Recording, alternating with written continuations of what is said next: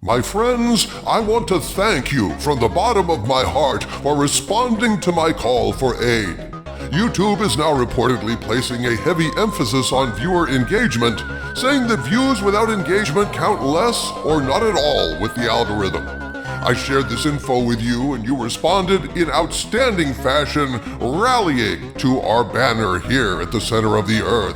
But the fight is not over.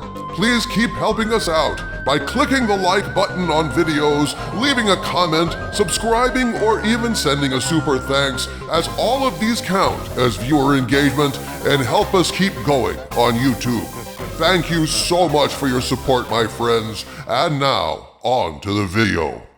Greetings, my friends. I am Dictor Van Doomcock, the future ruler of Earth, broadcasting from my hidden base at the center of the Earth, and for some time now I've been reassuring you all that despite attempts by the mainstream media to demoralize us all into believing resistance is futile, we are making strong progress in turning back the DEI tide that has been assaulting pop culture. Well, my friends, change is not only faintly in the breeze, it is accelerating in gusty winds. And now the word has come down from Skydance CEO David Ellison to the FCC. The DEI is done for at Paramount. All of you are well aware of the toxic levels of woke that have existed at Paramount for quite some time. A miasma of mamby-pamby safe spacery and oh you go girlery laced with they-themism that has choked all the life out of Star Trek, which is the reason why I even started my channel. I was outraged when I saw what was being done to my favorite franchise back in 2017, and now in 2025 it appears that the woke fever that gripped this nation for years is finally breaking, and battered companies and markets are returning to fiscal sanity, embracing once again the profit motive. They haven't gone willingly, of course. Oh no, my friends. They've dragged their heels and they're still looking for ways to rebrand their woke bullshit, as if calling a duck by a different name is going to make us stop hearing the quacking. But there's no denying that with recent Supreme Court rulings, changes in the political trade winds, and audiences tuning out in droves, the harsh reality has kicked in. A reality that Harvey Cthulhu crystallized with such clarity in one simple phrase: the wages of woke is broke. Truer words were never spoken. Now, Skydance CEO David Ellison has drafted a letter to the FCC outlining changes at Paramount, some of which have already been implemented and some of which are going through soon because the FCC has approved the Skydance Paramount merger. Well. Looks like Kurtzman is finally shit out of luck, if those rumors are true. Skydance has the crowbar to pry him away from humping on the Star Trek corpse, and they're ready to use it. We'll have a video a little later about the implications of the merger approval for Star Trek, but for right now, let's take a look at what this letter said in part, and then analyze how this is going to impact news and entertainment. Dear Chairman Carr, on behalf of Skydance Media, in connection with our pending application seeking approval for the transfer of control of Paramount Global, I write to confirm the elimination of diversity, equity, and inclusion initiatives that were in place at Paramount and to confirm our commitments moving forward. Skydance, for its part, does not have DEI programs in place today and will not establish such initiatives. The company is committed to ensuring that its storytelling reflects the many audiences and communities it serves in a manner that complies with non-discrimination requirements and other applicable laws. Although Paramount must have a highly talented, dedicated, and creative workforce that understands the perspectives and experiences of its varied audiences, and by varied audiences they also are forced to include white people at this point, and straight people for that matter, the administration's recent executive orders, the Supreme Court's decision in Students for Fair Admissions versus Harvard, and federal mandates impact the company's approach to those objectives as a result of a review of Paramount's DEI programs, which began after the SFFA decision.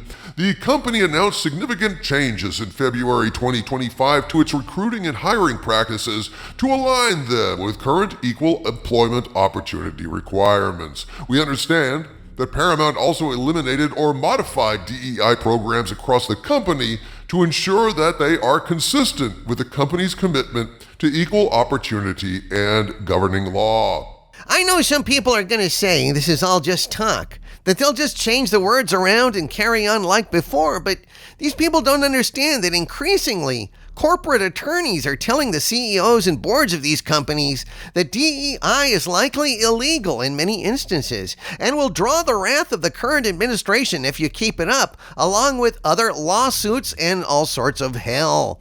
TV stations dare not screw with the FCC, dude, or the Supreme Court. All of these things are true, Harvey Cthulhu. In fact, the LA Times just published an article titled, "DEI is Dead at Paramount, David Ellison Skydance Promises FCC." And here's what they say about how the Skydance-driven changes will impact the news and entertainment we consume. Quote, David Ellison Skydance Media pledged to abandon all diversity, equity, and inclusion programs at Paramount Global in an attempt to win government approval for its $8 billion merger. Paramount already had scaled back diversity programs earlier this year. In a Tuesday letter to Federal Communications Commission Chair Brendan Carr, Skydance said it would go further to cancel diversity efforts. Paramount no longer will maintain an Office of Global Inclusion and will not have any teams or individual roles focused on DEI. During his July 15th meeting with Carr, Ellison underscored Skydance's commitment to unbiased journalism and its embrace of diverse viewpoints, meaning including white people and straight people, folks. Principles that will ensure CBS's editorial decision-making reflects the varied ideological perspectives of American viewers, according to an FCC filing. In other words, they can no longer discriminate against one political party. Skydance's Kyoko McKinnon added, "We further affirm that after consummation of the proposed transaction, Paramount's new management will ensure that the company's array of news and entertainment programming embodies a diversity of viewpoints across the political and ideological spectrum, consistent with the varying perspectives of the viewing audience." Now that's important, folks. They will ensure that the company's array of news and entertainment will be diverse in terms of viewpoints, not diverse in the way they've talked about in the past, diverse in including your viewpoint. Something that really has been excluded from the conversation for years in the mainstream media. Across the political and ideological spectrum, consistent with the varying perspectives of the viewing audience. So in other words, we will no longer be outcast into the desert. They can't just shit on us and ignore us and basically treat us as contemptible istophobes. They have to open up and include us in the conversation. Exactly, Harvey, exactly. I mean, this is something of a milestone. If they can go all the way to purging DEI out of Paramount, I think that this could have ripple effects in the industry. Kyoko McKinnon further wrote, "The company is committed to ensuring that its storytelling reflects the many audiences and communities it serves in a manner that complies with non-discrimination requirements and other applicable laws." Holy smokes. Well, folks, that's the good news. Paramount and Skydance will be pulling out a chair for us to sit down at the table and participate in the discourse once again. We will no longer be outcasts, outliers, out of fashion and out of luck. No, my friends, at least at Paramount, we will be in the conversation again. And no matter how cynical you may be, and justifiably so at this point, I hope everyone will agree that this is certainly a step in the right direction. From the center of the earth, this is Dictor Van Doomcock bidding you all, my friends, stay angry, but also a little hopeful.